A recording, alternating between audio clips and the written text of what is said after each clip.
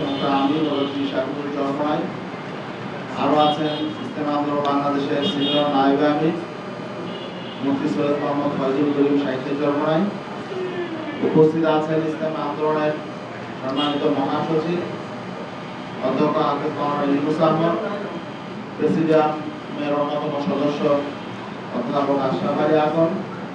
উপস্থিত আছেন যুগ্ম মহাসচিব ইঞ্জিনিয়ার আশরাফুল আলম, অন্যতম যুগ্ম মহাসচিব হাফেজ মাওলানা অধ্যক্ষ ফজলে আলী মাসুদ এবং মাওলানা ইমতিয়াজ আলম। আরও ইসলামী আন্দোলনের কেন্দ্রীয় কমিটির নেতৃবৃন্দ উপস্থিত আছেন, সহযোগী সংগঠনের নেতৃবৃন্দ উপস্থিত আছেন। আজকের এই জরুরি ব্রিফিংয়ে এখন লিখিত বক্তব্য পেশ করছেন ইসলামী আন্দোলন বাংলাদেশের মোহতারাম আমির মুফতি সৈয়দ মোহাম্মদ রেজাউল করিম পীর সাহেবুল চরমান।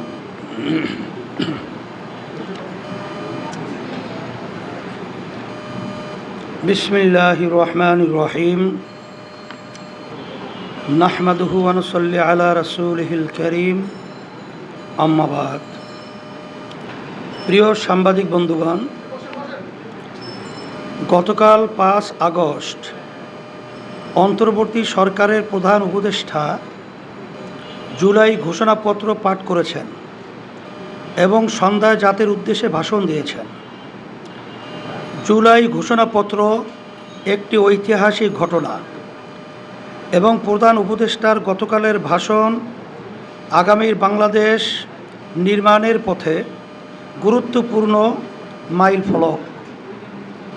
ইসলামী আন্দোলন বাংলাদেশ জুলাই ঘোষণাপত্র এবং প্রধান উপদেষ্টার ভাষণ গভীর পর্যবেক্ষণ করেছে এবং তারই ভিত্তিতে আজকে দলের অবস্থান ও প্রতিক্রিয়া ব্যক্ত করার জন্য এই সংবাদ ব্রিফিং আহ্বান করা হয়েছে। আপনারা আমাদের আহ্বানে এসেছেন সেজন্যই আন্তরিক কৃতজ্ঞতা জানাচ্ছি।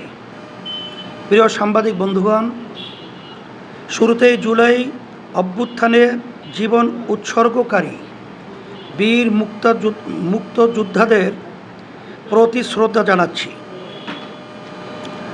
তাদের শোকাহত পরিজনের প্রতি সমবেদনা জ্ঞাপন করছি। আহত ও ক্ষতিগ্রস্ত সকলের প্রতি সম্মান ও কৃতজ্ঞতা জানাচ্ছি। 1857 সাল থেকে শুরু করে 47 ও 71-এর সকল যোদ্ধাদের প্রতি শ্রদ্ধা ও সম্মান প্রদর্শন করছি। প্রিয় সাংবাদিক বন্ধুগণ, জুলাই ঘোষণাপত্র নিয়ে আমাদের প্রথম পর্যবেক্ষণ হলো, ঘোষণার আগে এটা আমরা দেখি নাই। জাতির এত গুরুত্বপূর্ণ একটি দলিল উপস্থাপনের আগে থেকে না জেনে উপস্থিত থেকে তাদের সমর্থন জানাতে হয়েছে, এটা আমাদের জন্য বিব্রতকর ছিল। তারপরও প্রত্যাশিত দিনে জুলাই ঘোষণাপত্র পঠিত হয়েছে, সেজন্য সংশ্লিষ্টদের ধন্যবাদ। তবে জুলাই ঘোষণাপত্রে 71 ও 75 7 নভেম্বর ও 90-এর আন্দোলন সহ দীর্ঘ আন্দোলন সংগ্রামের কথা উল্লেখ করা হলেও আমাদের স্বাধীনতার প্রথম অধ্যায়ে 47 এবং পতিত ফ্যাসিস্ট আমলের সবচেয়ে নির্মম হত্যাকাণ্ড শাপলা হত্যাকাণ্ড, পিলখানা হত্যাকাণ্ড ও আলেম ওলামাদের প্রতি নির্যাতন নিপীড়নের কথা উল্লেখ না করে ইতিহাসের তাৎপর্যপূর্ণ অংশ এড়িয়ে যাওয়া হয়েছে। ইসলামী আন্দোলন মনে করে এতে ইতিহাসের প্রতি বৈষম্য করা হয়েছে। প্রিয় সাংবাদিক বন্ধুগণ, ঘোষণাপত্রের বিভিন্ন ধারায় হাসিনা ও আওয়ামী অপকর্মের উল্লেখ আছে। 17তম ধারায় জুলাই অভ্যুত্থানে অংশগ্রহণকারীদের উল্লেখ আছে, কিন্তু কোথাও ফ্যাসিবাদের দোসর রাজনৈতিক, সামাজিক, বুদ্ধিবৃত্তিক ও সাংস্কৃতিক শক্তির উল্লেখ নাই। ইসলামী আন্দোলন মনে করে এটা ফ্যাসিবাদের পুনর্বাসনের পথ খুলে দিবে। প্রিয় সাংবাদিক বন্ধুগণ, ঘোষণাপত্রের ধারা ১৯ এ রাজনৈতিক ও সাংবিধানিক সংকট মোকাবিলায় গণ অভ্যুত্থানের মধ্য দিয়ে জনগণের সার্বভৌমত্বের প্রত্যয় ও প্রয়োগের রাজনৈতিক ও আইনি বৈধতা ও আন্তর্জাতিক স্বীকৃতির উল্লেখ করা হলেও ধারা ২৫-এ জনতা ও তরুণ প্রজন্মের আকাঙ্ক্ষা অনুযায়ী আইনের শাসন, মানবাধিকার, দুর্নীতি, শোষণমুক্ত, বৈষম্যহীন ও মূল্যবোধ সম্পন্ন সমাজ নির্মাণের প্রয়োজনীয় সাংবিধানিক সংস্কারকে পরবর্তী জাতীয় সংসদের উপরে ন্যস্ত করা হয়েছে। ইসলামী আন্দোলন বাংলাদেশ মনে করে এর মাধ্যমে গণ অভ্যুত্থানের মর্যাদা ও সার্বভৌমত্বকে অস্বীকার করা হয়েছে। একই সাথে ধারা ২৭-এ জুলাই অভ্যুত্থানের রাষ্ট্রীয় সাংবিধানিক স্বীকৃতিকে উপযুক্ত শব্দ প্রয়োগের মাধ্যমে আপেক্ষিক করে পরবর্তী সরকারের উপরে ন্যস্ত করে অনিশ্চয়তায় ফেলে দেওয়া হয়েছে। প্রিয় সাংবাদিক বন্ধুগণ, গতকাল সন্ধ্যায় প্রধান উপদেষ্টা জাতির উদ্দেশ্যে ভাষণ দিয়েছেন। তার ভাষণ সুলিখিত এবং তার পাঠ আবেগ মিশ্রিত। ভাষণে সরকারের নানা সাফল্যের কথা এসেছে এবং আগামী ফেব্রুয়ারি ২৬-এ নির্বাচন আয়োজনের ঘোষণা এসেছে। এখানে আমাদের পর্যবেক্ষণ হলো, জুলাই সনদ এখনও না হওয়া আমাদেরকে সংস্কার নিয়ে অনিশ্চয়তায় নিক্ষেপ করেছে। গণ অভ্যুত্থানের ১ বছর অতিক্রান্ত হয়ে গেছে, নির্বাচনের আনুষ্ঠানিক যাত্রাও শুরু হয়েছে। তিনিও বারংবার বলছেন ফেব্রুয়ারি দূরে নয়, কিন্তু সংস্কারের প্রতিশ্রুতি সম্বলিত জুলাই সনদ এখনও হয়নি। সংস্কারের রূপরেখা নিয়ে সিদ্ধান্ত হয় নাই। জনতার প্রত্যাশা অনুসারে সংস্কারকে স্থায়ী করার ব্যবস্থা না নিয়ে এখন তক সংস্কারকে পরবর্তী সরকারের উপরে ন্যস্ত রেখে পুরো সংস্কার কার্যক্রমকে অনিশ্চিত করে রাখা হয়েছে। আমরা পরিষ্কার করে বলতে চাই, অধ্যাদেশ জারি বা গণভোটের মাধ্যমে জুলাই সনদের আইনি ভিত্তি তৈরি করতে হবে এবং জুলাই সনদের ভিত্তিতেই জাতীয় নির্বাচনের আয়োজন করতে হবে। প্রিয় সাংবাদিক বন্ধুগণ, ইসলামী আন্দোলন বাংলাদেশ সুদীর্ঘকাল থেকে পিআর পদ্ধতিতে নির্বাচন আয়োজনের দাবি জানিয়ে আসছে। অভ্যুত্থানের পরে পিআরের পক্ষে ব্যাপক জনমত গঠন হয়েছে এবং রাজনৈতিক ঐক্যমত্য প্রতিষ্ঠা হয়েছে। আমরা বারংবার উভয় কক্ষে পিআর পদ্ধতির নির্বাচন আয়োজনের জন্যে সংস্কার কমিশনে কথা বলেছি, লিখিত জানিয়েছি। এর যৌক্তিক প্রতিক্রিয়া হওয়া উচিত ছিল পিআর নিয়ে সংস্কার কমিশনে এজেন্ডা রাখা, কিন্তু ঐক্যমত্য কমিশনে আমাদের বারংবার প্রচেষ্টা সত্ত্বেও নিম্নকক্ষে পিআর নিয়ে কোনো এজেন্ডাই রাখা হয় নাই। আমরা এর তীব্র নিন্দা ও ক্ষোভ জানাচ্ছি। অভ্যুত্থানের পর রাজনৈতিক সংস্কার সংশ্লিষ্ট সবচেয়ে আলোচিত ও গুরুত্বপূর্ণ বিষয় পিআর নিয়ে কোনো সিদ্ধান্ত হওয়ার আগেই নির্বাচনের মাস নির্ধারণ করা, জনদাবির প্রতি স্পষ্টত উপেক্ষা করা। আমরা নির্বাচন কমিশনের প্রতি আহ্বান জানাব, নির্বাচন পদ্ধতি নিয়ে এই জনদাবির বিষয়ে কোনো সিদ্ধান্ত হওয়ার আগে নির্বাচনের তফসিল ঘোষণাপত্রর কার্যক্রম শুরু করবেন না। একই সাথে ঐক্যমত্য কমিশনের প্রতি আহ্বান জানাব, অতি দ্রুত পিআর নিয়ে এজেন্ডা নির্ধারণ করে আলোচনা শুরু করুন।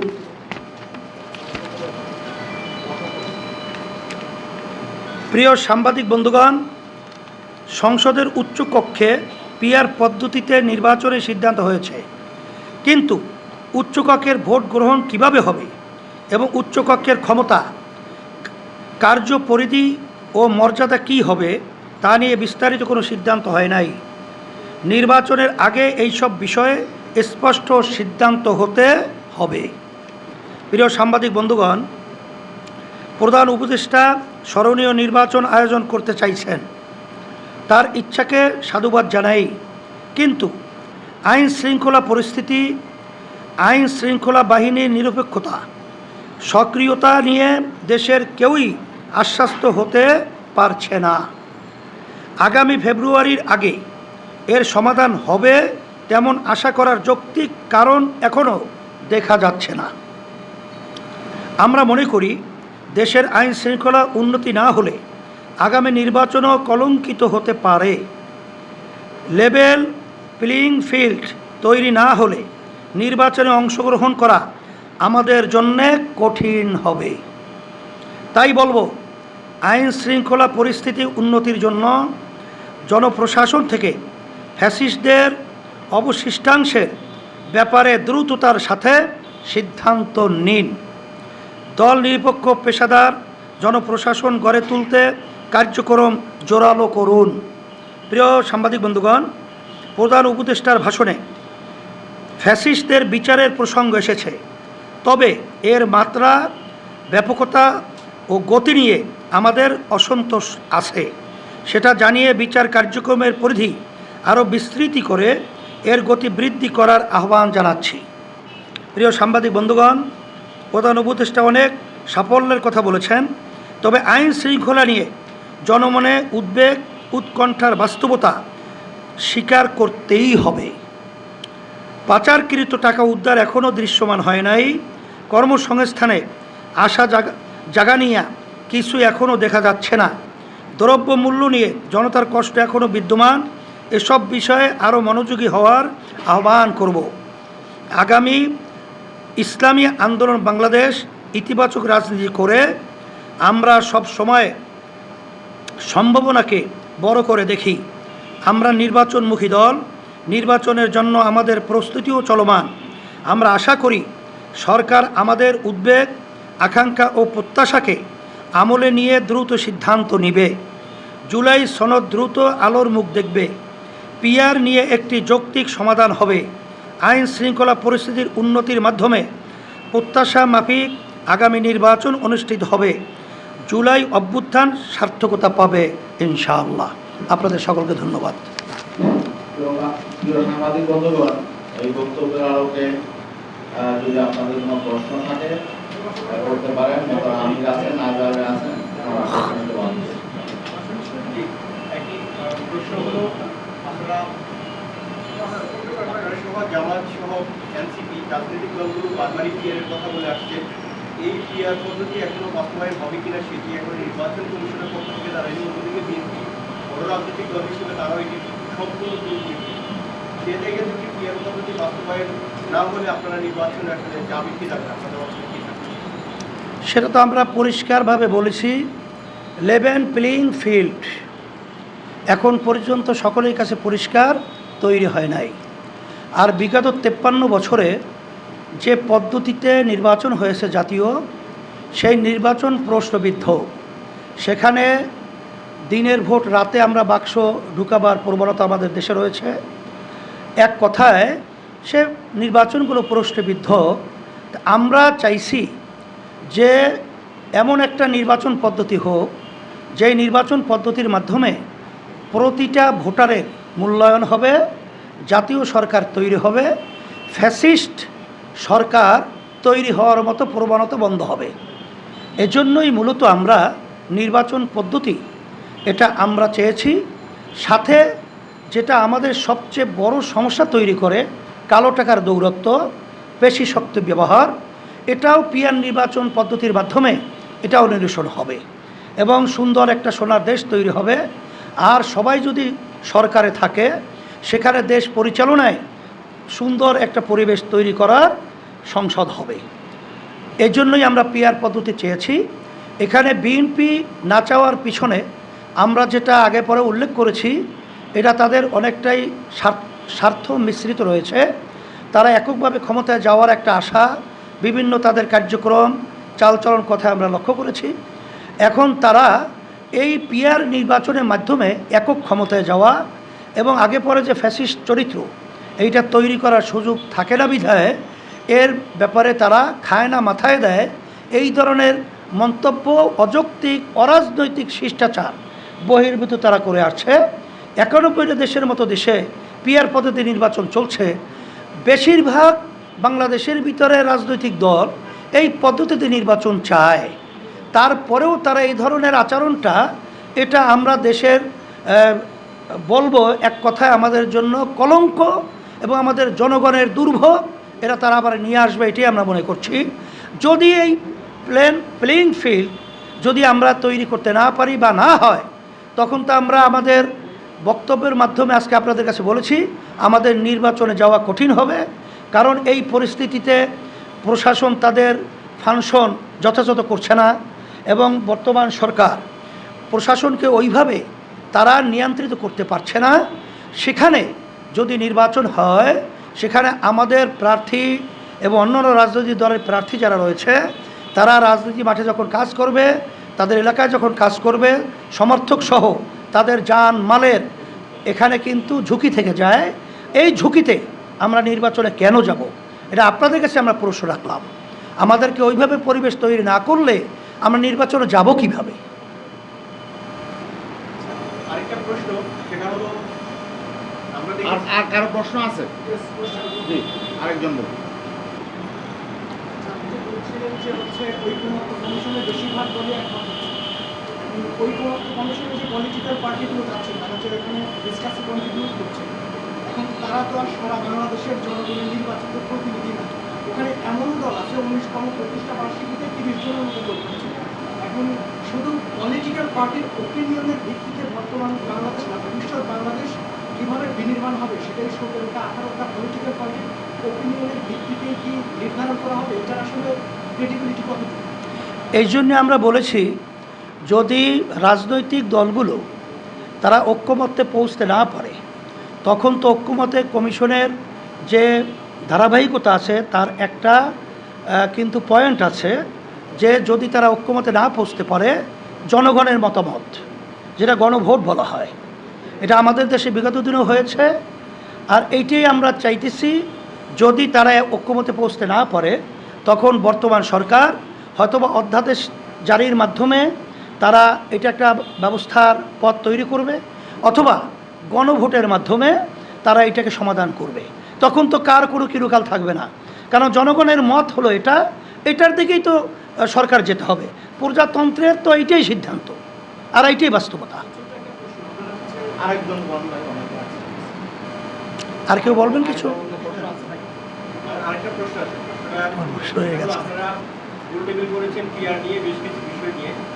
একটা প্রশ্ন হলো, আপনারা বলেছেন যে জামায়াত সহ আপনাদের আজকের স্টার্ট যেটা দেখলাম, আমাদের সেম স্টার্ট ছিল, সেম স্টার্ট। আপনারা কি আসলে ভোটের আগে দৃশ্যমান কোনো আপনাদের মধ্যে ঐক্য কিংবা জোট তৈরি হবে?